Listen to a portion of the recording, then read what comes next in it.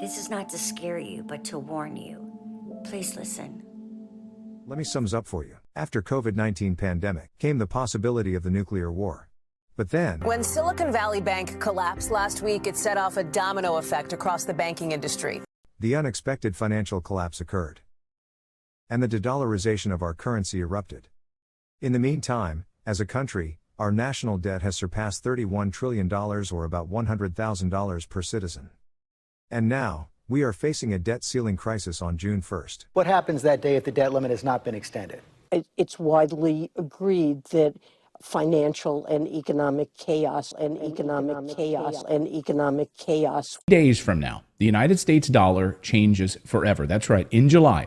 The full rollout happens in July. So guess what? On July 4th, on Independence Day, we can celebrate losing our freedom. Losing our freedom.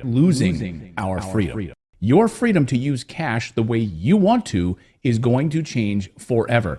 Just like what Europe did a few weeks ago, making it illegal to spend cash over 1,000 euros. The Federal Reserve is considering a digital dollar. The implications for privacy and freedom are frightening. Once we're fully digital in our currency, that'll mean the government will be able to track absolutely every bloody thing you ever do. Which means if you are a human rights activist or a Christian, authorities can now use this new technology to punish you if you engage in activities they consider anti-government.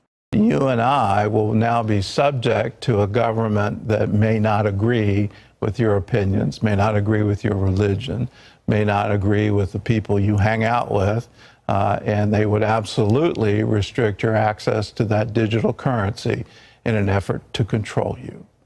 That's how you get fulfillment of a Bible verse that says you can't buy or sell. No man might buy or sell, save he that had the mark, or the name of the beast, or the number of his name. Revelation 13:17. We have to achieve the SDGs in 10 years. I'm going to talk about that, but with a quick introduction to the Better Than Cash Alliance.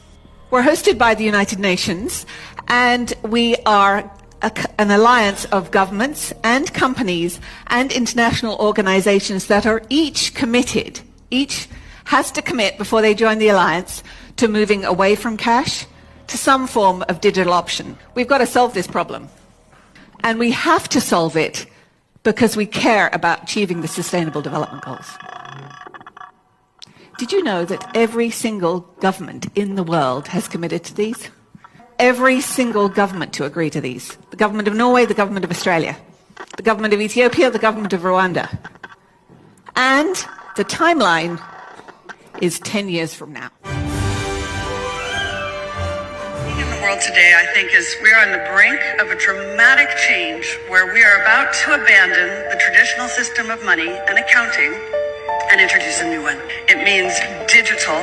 It means having a almost perfect record of every single transaction that happens in the economy. This new money will be sovereign in nature. Most people think that digital money is crypto and private, but what I see are superpowers introducing digital currency. The Chinese were the first. The U.S. is on the brink, I think, of moving in the same direction. The Europeans have committed to that as well. And the question is, will that new system of digital money and digital accounting accommodate the competing needs of the citizens of all these locations so that every human being has a chance to have a better life? Because that's the only measure of whether a world order really... Need more proof? Remember, there is strength in numbers.